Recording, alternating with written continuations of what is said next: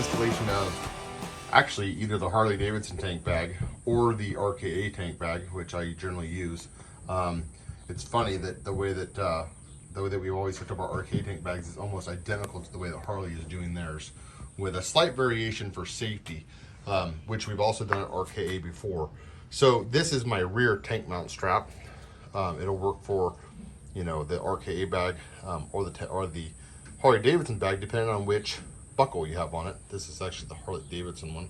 I'm just showing you both because my bike came with the tank bag, so from Harley, and so I'm showing you how the way that both can be used. When I got my RKA tank bag and I first tried it, I got it all in there and everything worked great. And as always, I had the RKA Incom bag or in charge bag, which works really great, powers my phone, any other devices I want to charge, like my cameras and stuff.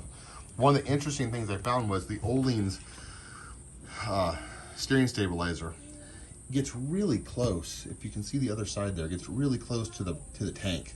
It actually goes underneath where the strap would be, down through there, hooked to a piece of frame.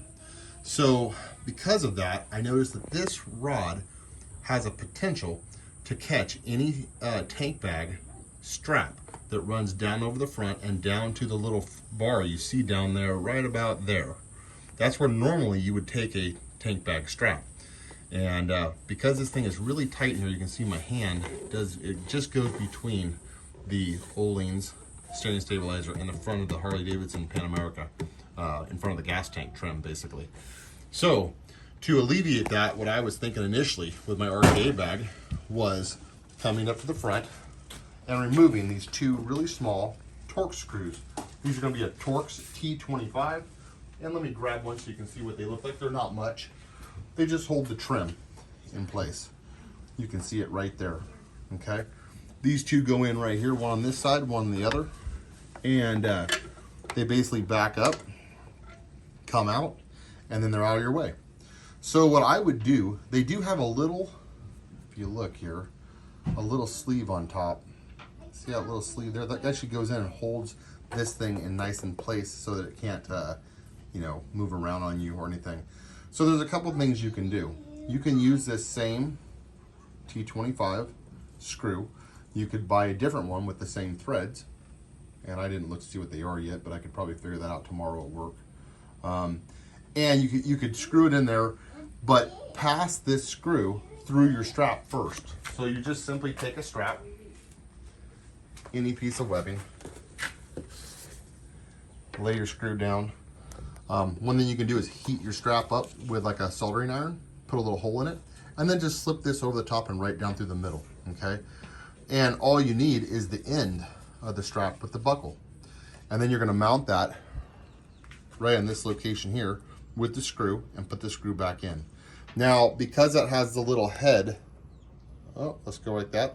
Because that has the little head there that has a little sleeve that's gonna drop down the hole, it either will not set all the way in there, or you gotta get a different screw, or make your hole bigger on your webbing so that it goes down around that and everything will still work properly.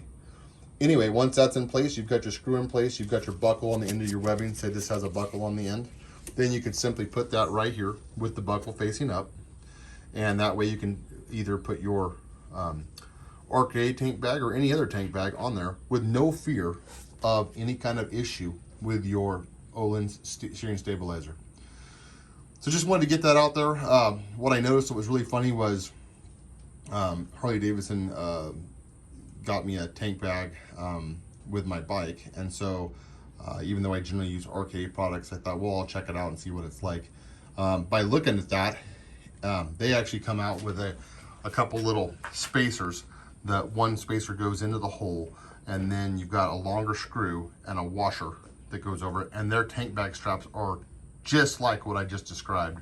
I think I have one here, 1 second.